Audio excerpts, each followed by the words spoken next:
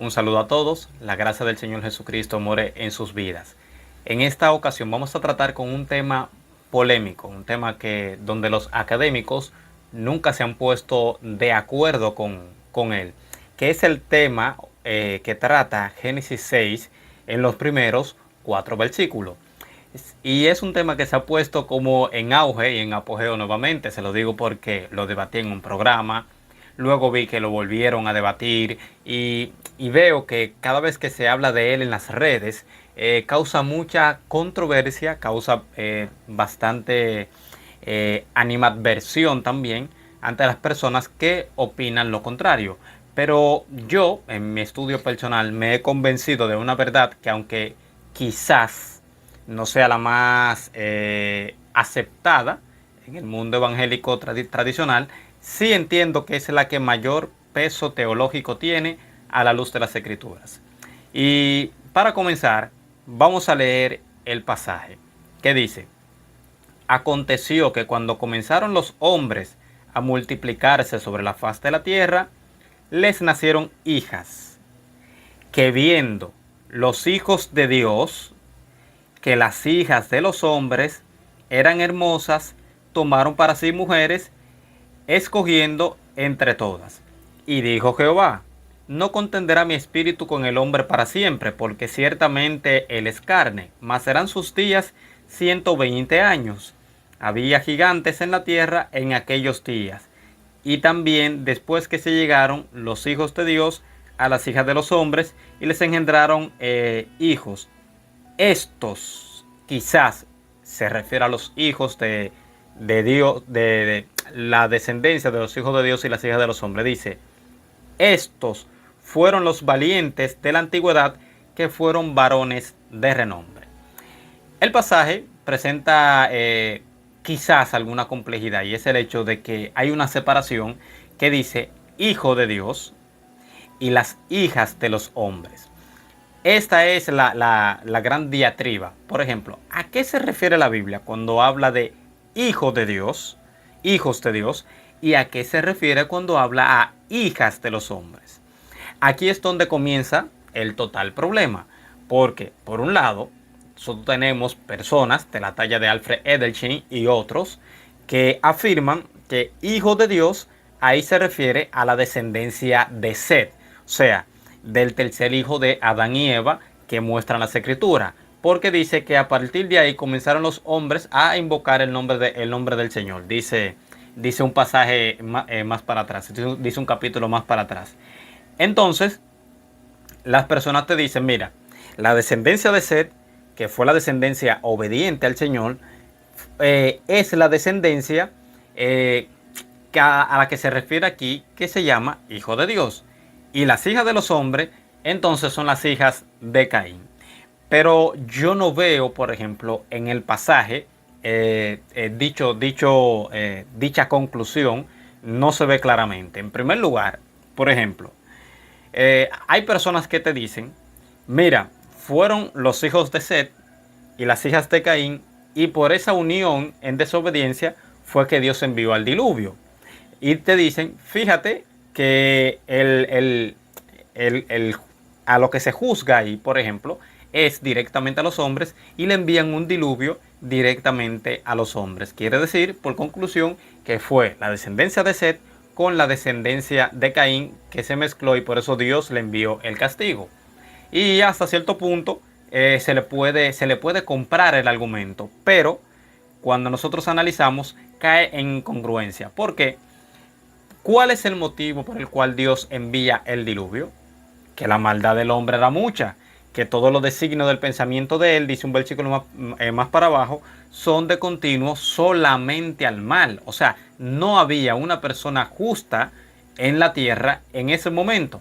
Entonces, no puede ser que la descendencia de Set sea la descendencia obediente y al final no se salve ninguno de ellos y Dios le envía un diluvio a todos. O sea, no tiene sentido alguno.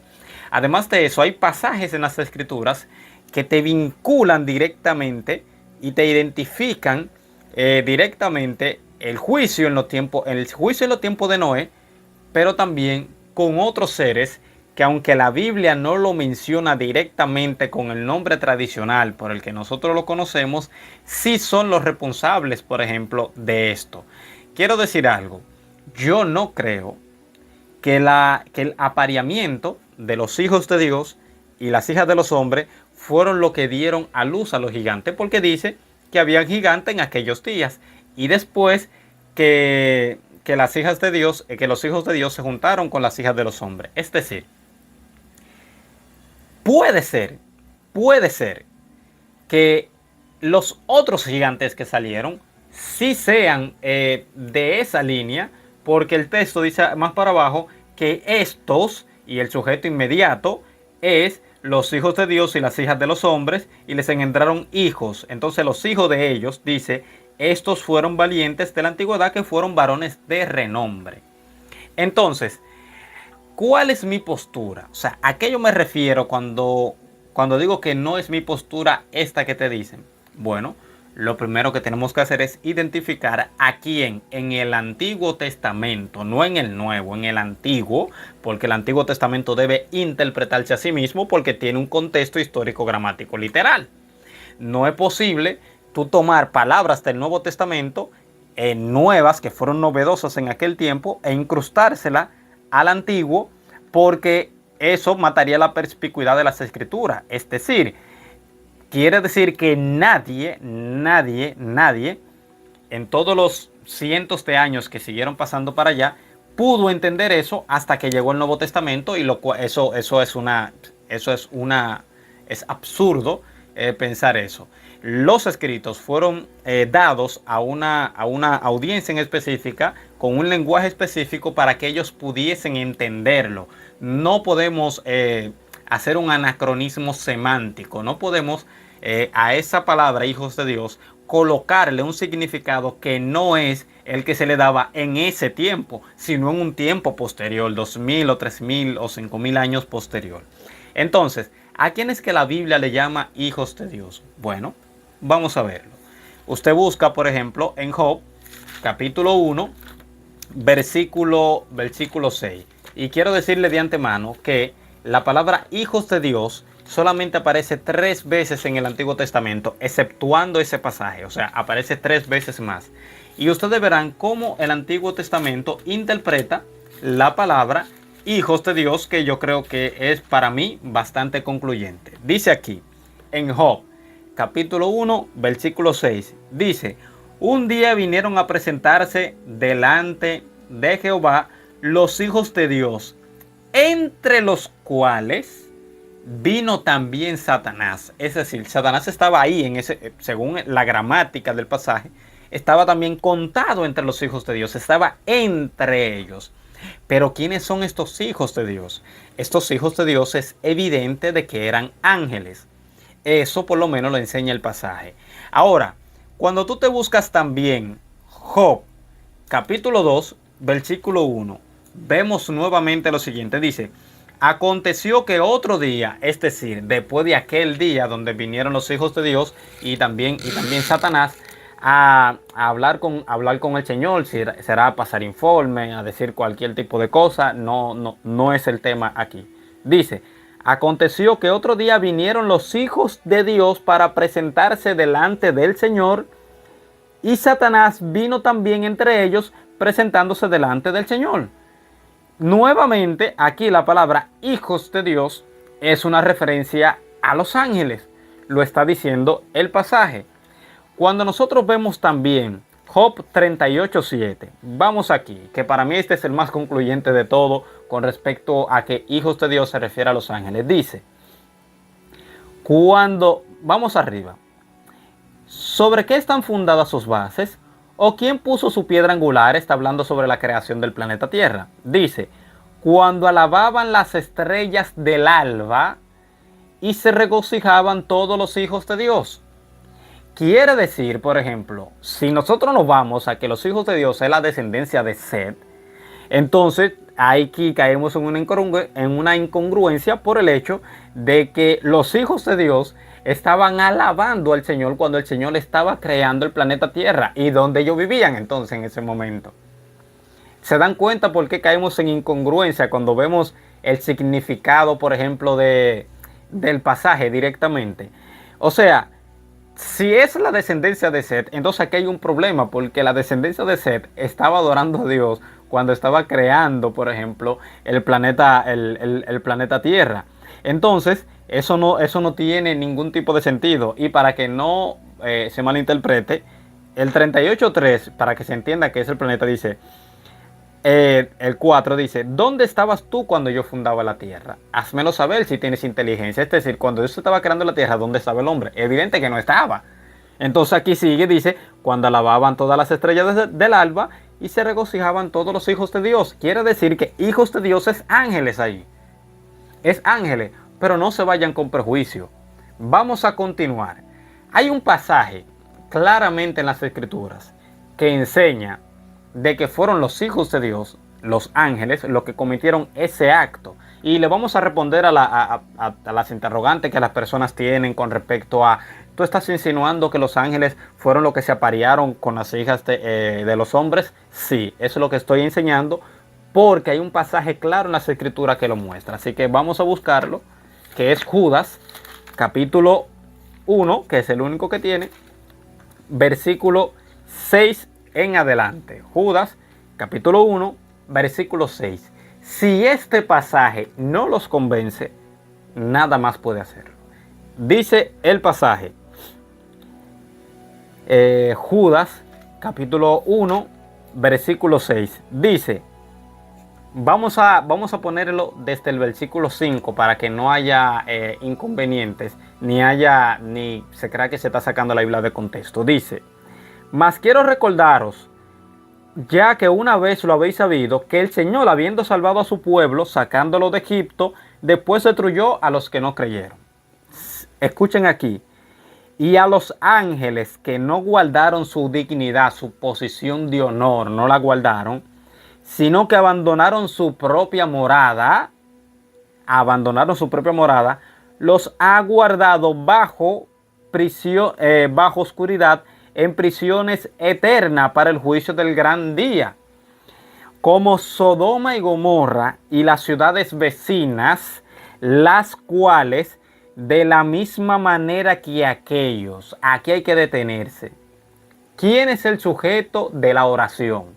Eso es gramática. ¿Quién es el sujeto de la oración? Los ángeles. Dice, y a los ángeles que no guardaron su dignidad.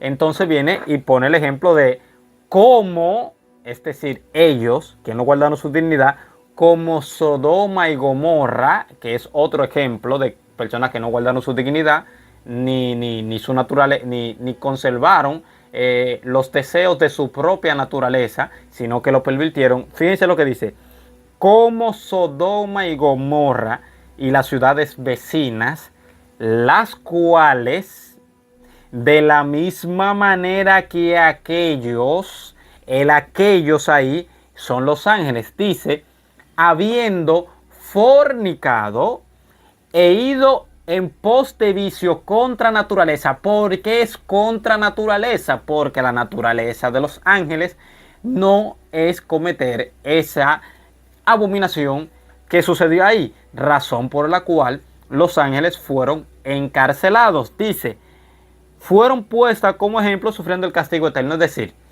Sodoma y Gomorra fornicaron y se fueron en vicio en contra de su naturaleza, al igual que los ángeles, dice el texto claramente. O sea, si ese texto, yo creo que ese es el texto más claro que hay sobre este tema. Pero vamos a seguir, porque no es con un solo pasaje, por ejemplo, que se hace una doctrina. Cuando nosotros buscamos también la segunda carta de Pedro, que para el que no sabe, la segunda carta de Pedro viene dando el anuncio que luego Judas es el que termina diciendo de su llegada. Es decir, Pedro, la segunda carta, es para enseñar sobre los falsos maestros que vienen. Judas escribe su carta porque ya los falsos maestros llegaron. Por eso tratan temas similares. O sea, si tú te fijas, Judas y la segunda carta de Pedro, el capítulo 2 completo, léetelo, y ustedes verán una similitud tremenda, ineludible, de que verdaderamente ambas cartas están hablando de lo mismo. Entonces, fíjense la cronología. Los ángeles Sodoma y Gomorra. Aquí sigue. Dice, porque si Dios no perdonó a los ángeles que pecaron, sino que arrojándolos en el infierno los entregó a prisiones de oscuridad para ser reservados al juicio. Aquí está hablando nuevamente de unos ángeles que pecaron y dice, y si no perdonó al mundo antiguo, sino que guardó a Noé, pregonero de justicia, con otras personas, trayendo el diluvio sobre el mundo de los impíos, y condenó por destrucción a las ciudades de Sodoma y Gomorra, reduciéndolas a ceniza y poniéndolas, por ejemplo, a los que habían de vivir impíamente. Feliberto aquí no está diciendo que fornicaron como Judas, no, pero te está dando el mismo evento sin añadir la palabra fornicación, sino dándole otro ejemplo del juicio. Y fíjense la cronología nuevamente, igualita que en Génesis. Ángeles que pecan, viene el diluvio, porque en Génesis 6, después de ese pasaje de los ángeles, de los hijos de Dios y hijas de los hombres, dice que Noé halló gracia en Génesis 6 en adelante. Entonces, fíjense, ángeles que pecan, diluvio de Noé, Sodoma y Gomorra. Se mantiene como la misma coherencia, la misma secuencia. Pero también cuando nosotros buscamos la primera carta de Pedro, capítulo 3, versículo 19 al 20, dice de la siguiente manera. Dice,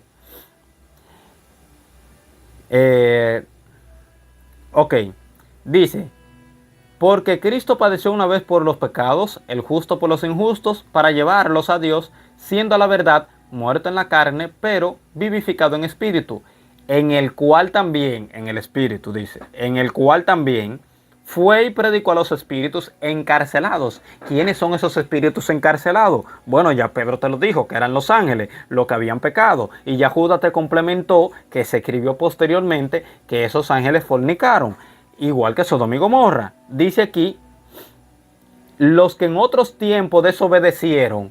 Oye, escucha, los espíritus encarcelados, los que en otros tiempos desobedecieron, cuando una vez esperada la paciencia de Dios en los días de Noé. Volvemos nuevamente. Ángeles que pecan, espíritus que pecan, que le dicen igual, el que hace a sus espíritus llama de fuego, o sea, se está refiriendo evidentemente a los ángeles. Dice, los que en otros tiempos desobedecieron cuando una vez esperada la paciencia en los días de Noé, mientras preparaba el arca en la cual pocas personas, es decir, 8, fueron salvas por agua. Nuevamente, aquí volvemos. Génesis 6, ángeles que pecan, diluvio de Noé, ¿verdad? Y luego Sodoma y Gomorra. Vamos, por ejemplo, a Judas, ángeles que pecan, destrucción de Sodoma y Gomorra. Nuevamente vamos a segunda carta de Pedro, capítulo 2, versículo 4. Ángeles que pecan, diluvio de Noé, Sodoma y Gomorra. Vamos a la primera carta de Pedro, capítulo 3, 19 al 20, y complementa más y te dice de los espíritus que estaban encarcelados. Y ya las escrituras enseñan cuáles fueron esos espíritus encarcelados. Es evidente que se refiere a ángeles, pero también, para más claridad, los vincula con el tiempo de Noé. Entonces, si tú no crees en esta parte de que se está refiriendo a los ángeles, no hay otra forma de explicártelo.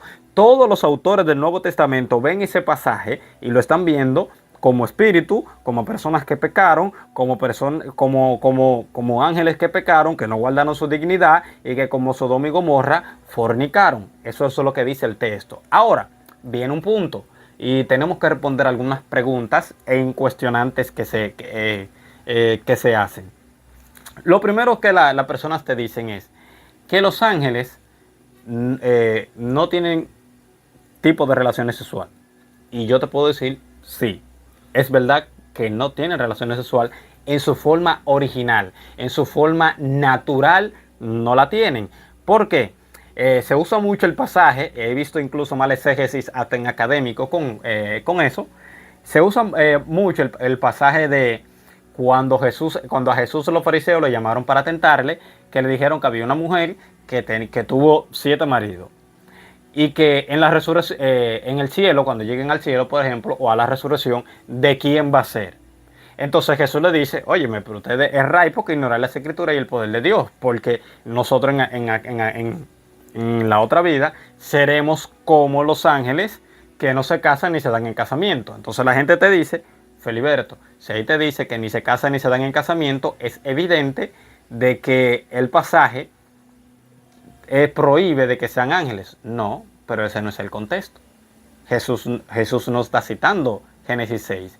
Y Jesús está hablando de los ángeles en su forma original y natural en el cielo. Es evidente de que cuando estemos en la otra vida no va a haber necesidad de tener relaciones sexuales porque vamos a tener un cuerpo que no es propicio a eso. O sea, que no va a sentir ese tipo de deseo. Ah, Feliberto, entonces ¿por qué tú dices que sí en Génesis 6? Entonces ese pasaje sí está hablando de que son ángeles. Por la sencilla razón. Uno, los ángeles pueden materializarse.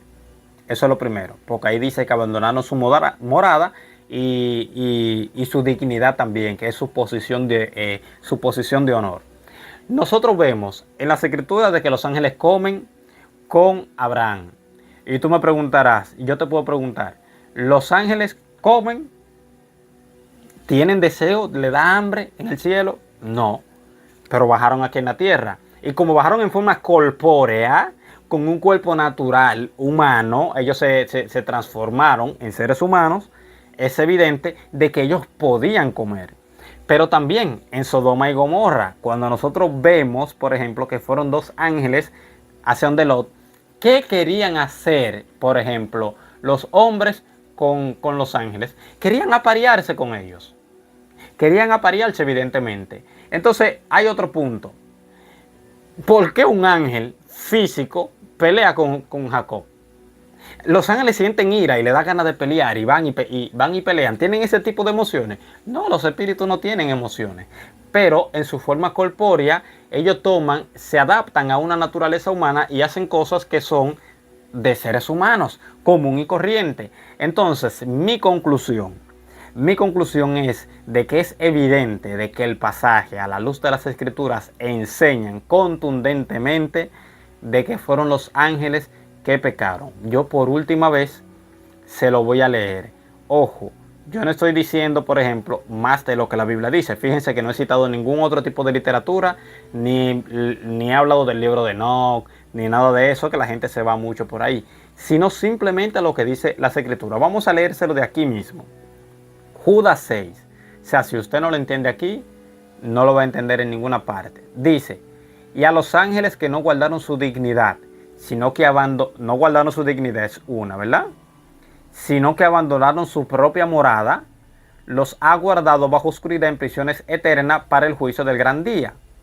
Como Sodoma y Gomorra y las ciudades vecinas, los ángeles hicieron eso, las cuales de la misma manera que aquellos, el aquellos se refiere a ángeles, dice, habiendo fornicado, he ido en vicio en contra naturaleza, porque no es su naturaleza hacer eso, pero ya había un grupo de ángeles que junto con Satanás estaban todavía en la tierra, y ellos querían pervertir la raza humana, ellos querían dañar lo que es la genética humana e estropear, por ejemplo, de que viniese la línea del Mesías.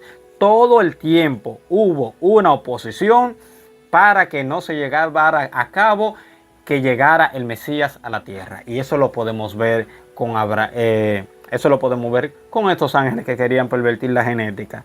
Lo podemos ver también con Faraón, que Faraón estaba matando a todos los varones de menos de 2 años. Lo podemos ver también con Herodes intentando hacer eso. Y lo podemos ver con muchísimos otros pasajes de las Escrituras. Siempre la línea que conducía al Mesías siempre se quiso destruir antes de que llegara. Entonces, yo estaré viendo los comentarios.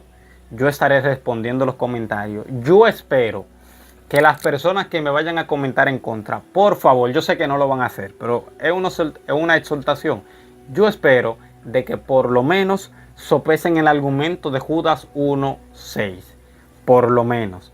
Entonces, los apóstoles en unanimidad miran el pasaje y dicen espíritu y dicen ángeles que fornicaron, que pecaron.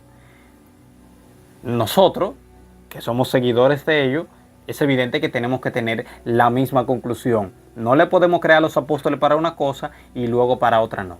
Entonces, yo espero los comentarios, pero por favor sopesen el argumento de Judas 1, 6 al 7. Te lo responde y si yo estoy equivocado, yo me retracto. Así que hasta aquí el video de hoy.